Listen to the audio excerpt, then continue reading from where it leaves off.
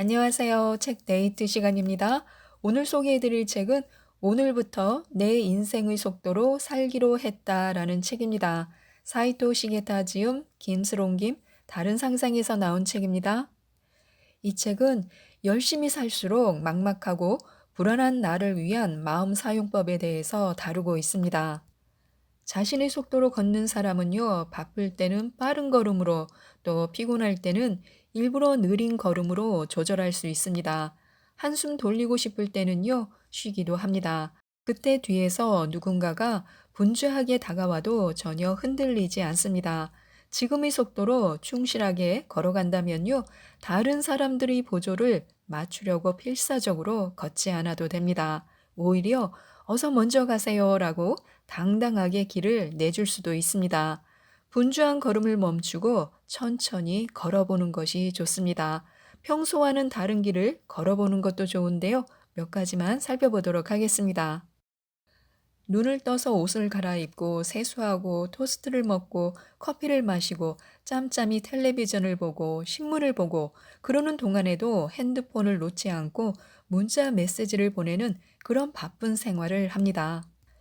이처럼 몸은 하나밖에 없는데 두 가지, 세 가지 일을 수행하게 되면요. 역시 무리가 따르게 마련입니다. 한숨 돌리고 싶다며 무엇인가를 배우기 시작하면요. 거기서도 역시 타고난 성격을 발휘하여 열심히 노력합니다. 이럴 때는 잠깐 걸음을 멈추고요.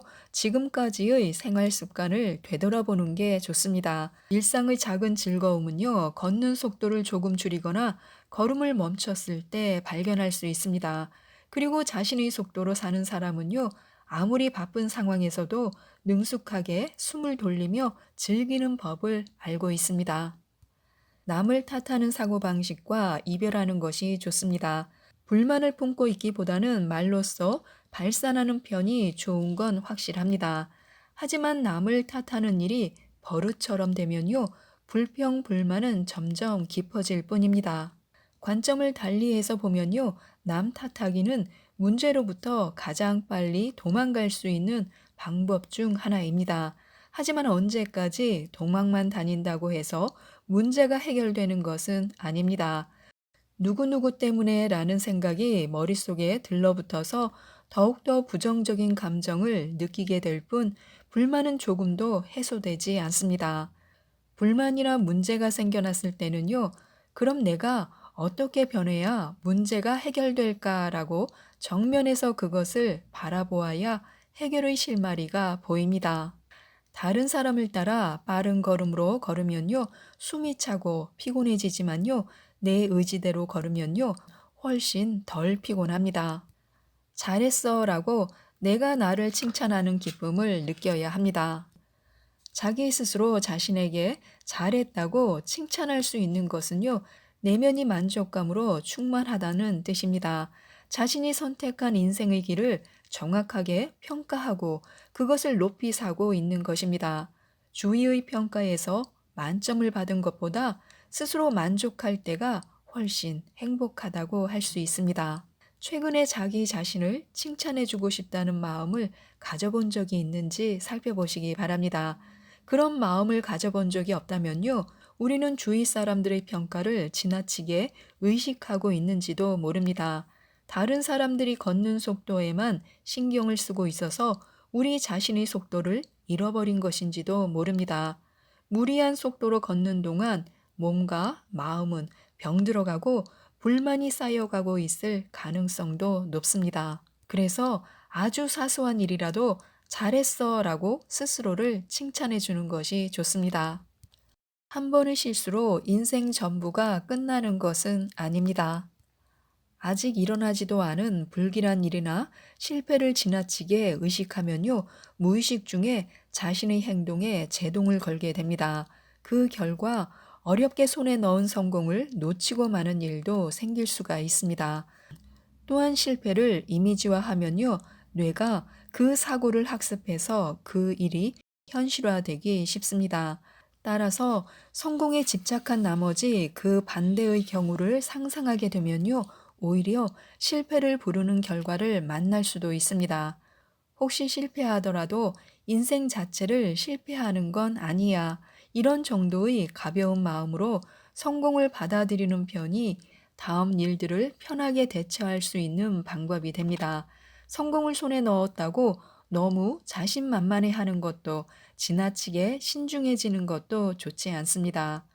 일이 잘 풀리는 때일수록 객관적인 시선을 잃지 말고 발밑이 흔들리지 않게 균형을 잘 잡으면서 인생의 속도를 조절해야 합니다.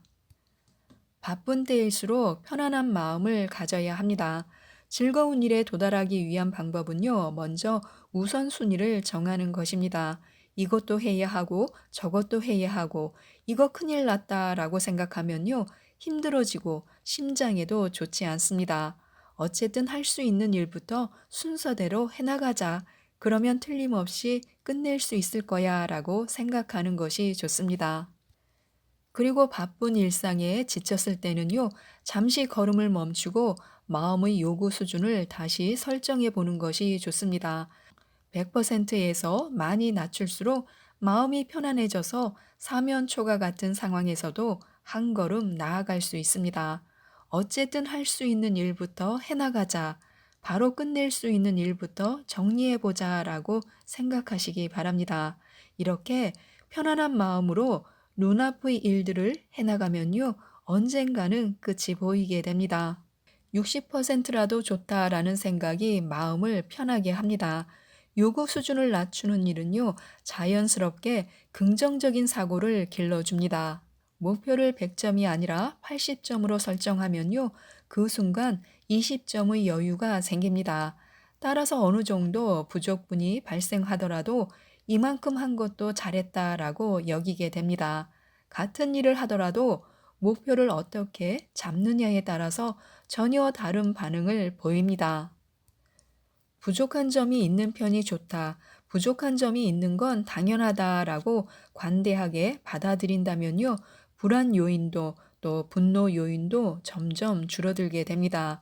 이것이 바로 요구 수준을 낮추는 일의 장점입니다. 20점의 여유는요, 안심하는 방법이고 인생을 긍정적으로 즐기는 방법이 됩니다. 열심히 살아도 인생이고 느긋하게 살아도 인생이라고 생각을 전환해 보는 것이 좋습니다. 작은 생각의 전환으로도 일과 인간관계에서 여유가 생겨서 눈앞의 일을 긍정적으로 바라볼 수 있습니다. 자신이 가진 마음의 여유가 틀림없이 자신의 속도를 찾게 해줄 것입니다. 만약에 슬럼프에 빠졌다면요, 일단 뭐라도 하는 것이 좋습니다. 안 좋은 일이 있어서 마음이 우울할 때나 슬럼프에 빠졌을 때는요, 가만히 앉아서 이런저런 생각을 한다고 상황이 바뀌는 것은 아닙니다. 난 이제 어떻게 살아야 하지? 진정 내가 있어야 할 곳은 어디일까? 생각하면 생각할수록 같은 자리만을 맴돌 뿐 대답은 보이지 않습니다. 특히 일이 잘 풀리지 않을 때일수록 안 좋은 쪽으로만 생각하게 됩니다. 이런 악순환의 고리를 끊을 수 있는 사람은 나 자신밖에 없습니다. 천리길도 한 걸음부터 라는 말처럼 마음의 스위치를 바꿀 최고의 방법은요, 우선 한 걸음 내딛는 것입니다. 작은 일이라도 상관없으니까요, 어떤 한 가지 일에 스스로 적극적인 행동을 해보는 것입니다. 아름다운 꽃을 보러 가는 것만으로도 적극적인 변화를 일으킬 수 있습니다. 지금까지 이 책에 대해서 말씀드렸는데요. 걷는 속도를 바꾸는 것만으로도 우리 마음에 작은 변화가 생깁니다. 자신만이 가진 소중한 것을 발견하여 하루하루 풍요로운 생활을 즐기는 마음의 습관을 들일 수 있도록 이 책을 읽어보시고 마음을 편안하게 가지셨으면 좋겠습니다. 이상 책데이트였습니다. 감사합니다.